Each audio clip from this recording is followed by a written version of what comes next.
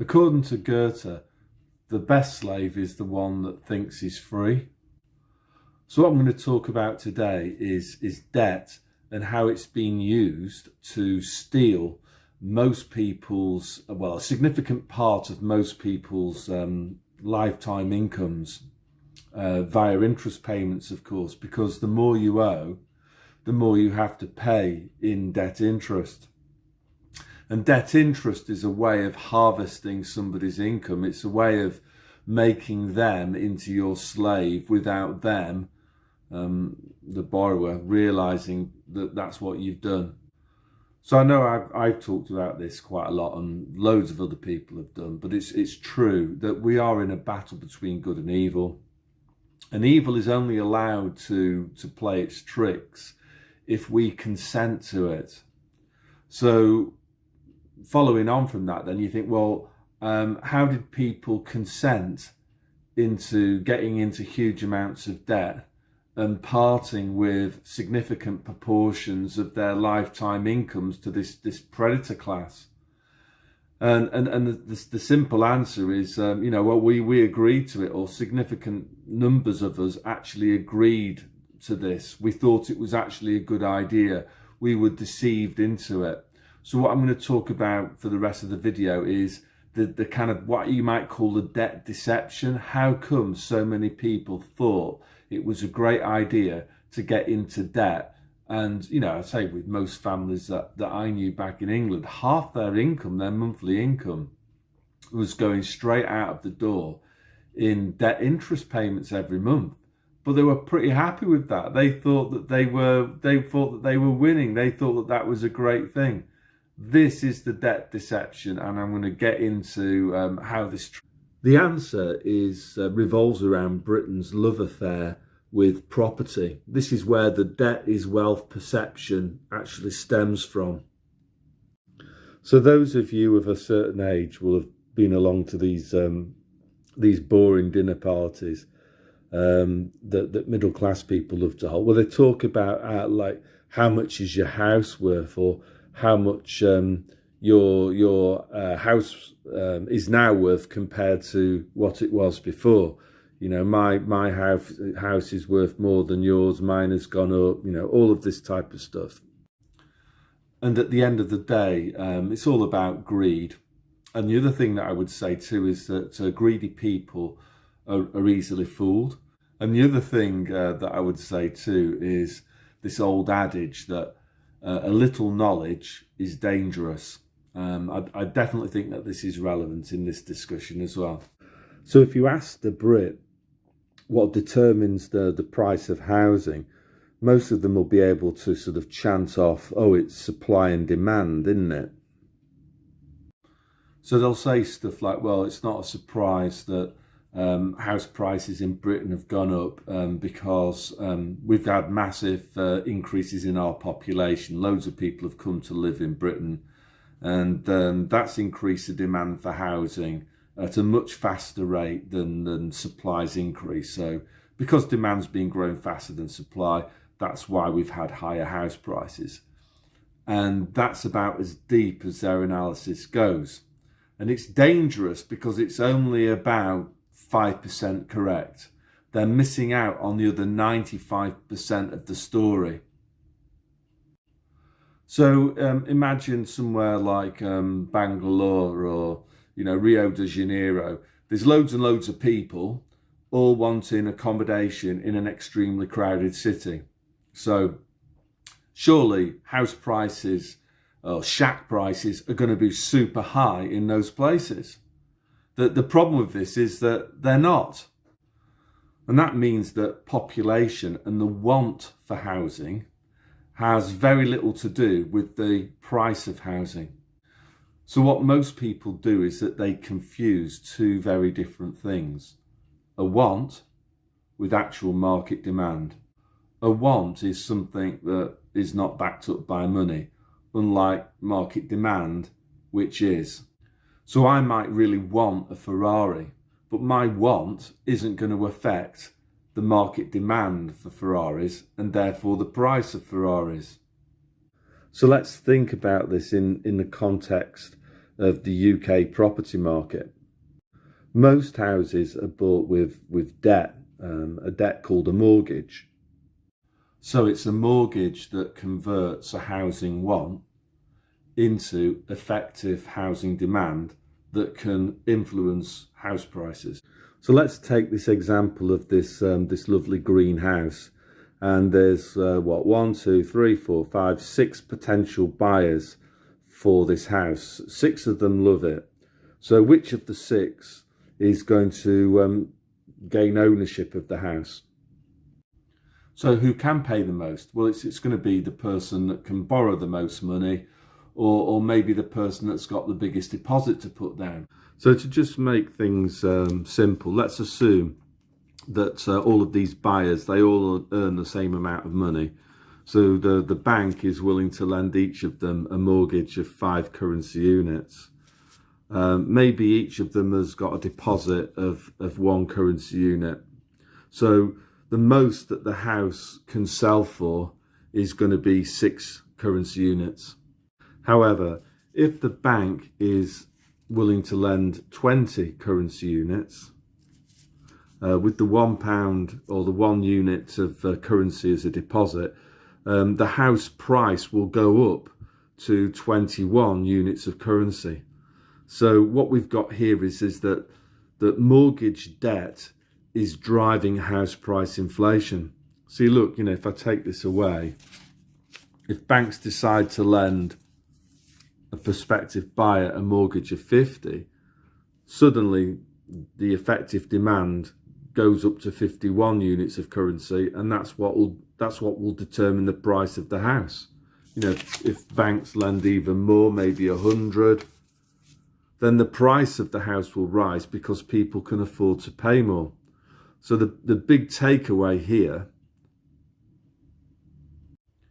is that the more that somebody can borrow, the more that they can pay. The more that they can pay, the higher the demand. The higher the demand, the higher the price. So yeah, one more time, house prices have really not got that much to do with population changes. Indeed, you can get house price inflation without any population growth at all. All that needs to happen is that banks are willing to lend more money to prospective house buyers. And if they're prepared to lend more money, house buyers have got more demand. They can pay more, and that's what's going to drive actual market demand rather than housing wants. So yeah, one more time, the price of housing is really no more than a function of the availability and demand for credit. The more credit there is, the more demand, the higher the prices. And of course, this is exactly what's happened in Britain. Over my lifetime, house prices have soared. And that's been no accident. And the reason for that is the average amount lent as a mortgage to potential house buyers has increased massively. And it's that's pushed house prices up. It's been the willingness on behalf of potential house buyers to borrow money in ever larger quantities that's been the main driving force for rising house prices.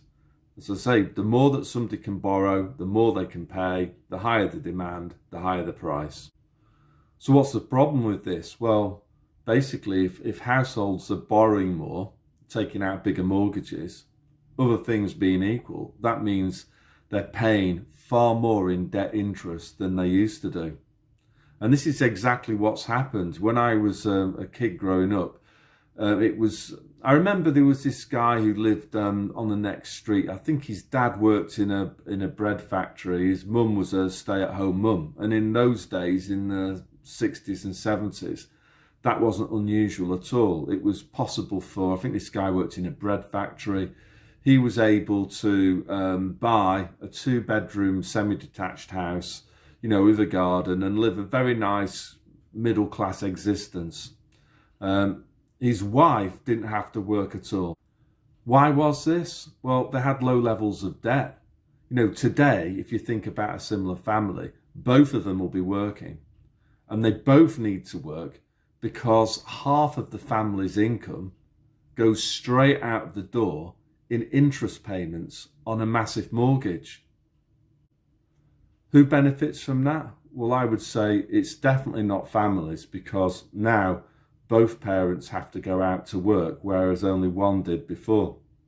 The main beneficiary, of course, is the financial system, the bankers, who are able to harvest half of household income in the form of mortgage interest payments. And the trick is that the people who are debt slaves think that this is a really good thing. Because what's been happening is that house prices have been rising because the new buyers of housing have been able to pay more than the previous buyers have done, because they've been willing to borrow even more than the previous buyers did. So as time has gone in, it's been almost like what's called a Ponzi scheme, where it's like a false investment scam where returns are paid out from new people joining the scheme. So people watch these property programs like Location, Location, Location that literally celebrate rising house prices. And these people think that it's a good thing, you know, but what they forget is the other side of the equation of the balance sheet, which is massively higher mortgage interest payments. And the big increase in household debt interest spending has meant less room for consumption, less disposable income to be spent on other things once the debt interest payments have been made. And then also less leisure time, because people are having to work longer hours. Both the husband and wife now have to work, so children have also suffered from this as well. The other issue, of course, is retirement. If people have massive amounts of debt, they have to keep on working until those debts are paid off. And the bigger the debt, the longer it's going to take. Also, you know, what's been happening is that the banks have been encouraging people to take on bigger and bigger amounts of debt by extending the mortgage term, you know, from, it used to be like 25 years, but now banks are willing to lend first-time buyers up to 35 years. And then they've also lowered interest rates too, which has enabled a debt zombie household to borrow more, but still be able to make the monthly payments. So that the kind of bottom line of this is that it's much harder for people to retire early, because to do that you need assets. You need to purchase income generating assets. And you can't do that if most of your income is going straight out the door in interest payments to bankers. The people that watch Location, and they'll say stuff, well, yeah, you know, my house is worth a lot more than what I paid for it, and you know, I've done well out of the property Ponzi scheme. And I find what these people fail to take into account is, you know, with other assets, you can cash in on your capital gain. You know, if you buy, I don't know, maybe gold or shares, you can buy it at a low price, sell it for a high price. It's very difficult to do that with property, because you need somewhere to live, you know. It's all very well saying, oh, I bought this house for 50,000, it's now worth 250,000. You know, where are you going to live if you sell the house? You know, you can't realise on your capital gain. All you're stuck with is this massive amount of debt that you took on to buy the house with. That means that you've got no money to spend, and because you're skint, because you're paying too much in mortgage interest. And this is, as I say, the debt is wealth scam. I guess the only thing that people could do to realise the capital gain is to downsize, is to sell off a bigger house,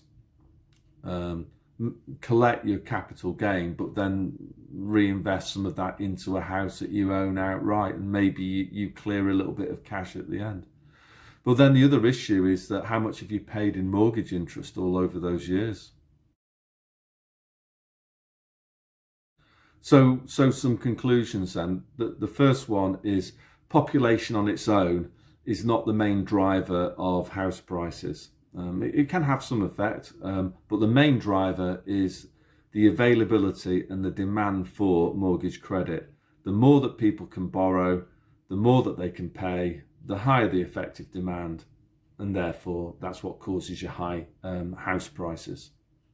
The second conclusion is that the main beneficiaries of house price inflation have been bankers, who have been able to create a debt slavery situation whereby in most households, half of their income, one person's salary, whether that's the bloke or the woman, it doesn't really matter, does it? You know, no doubt there might be some people in the comments who say I've been sexist. I haven't. It doesn't matter whether it's the man that stays at home or the woman stays at home. But it was the woman in the 60s and the 70s. Anyway, bankers have been able to harvest about half of your household income through this debt is wealth scam. You know, and as Goethe said, you've been a slave, but you haven't even known that you've been a slave. So what about solutions then?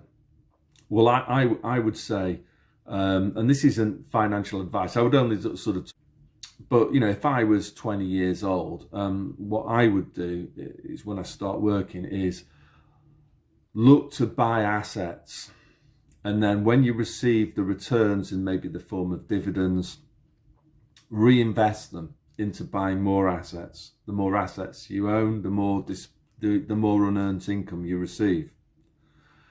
So then maybe by the time you're 30, 35, you can then afford to buy a house without taking on so much mortgage debt. You want to really try to minimize the amount of debt that you get into. Sometimes I admit it's unavoidable to get into debt, but if you do get into debt, your priority should be to pay off that debt as soon as possible, because the sooner you pay off the debt, the quicker you stop paying interest to bankers. And the other thing that I would say as well is that when I was a teacher, from time to time the government would push financial awareness, and then instantaneously you'd have the big banks wanting to come into schools.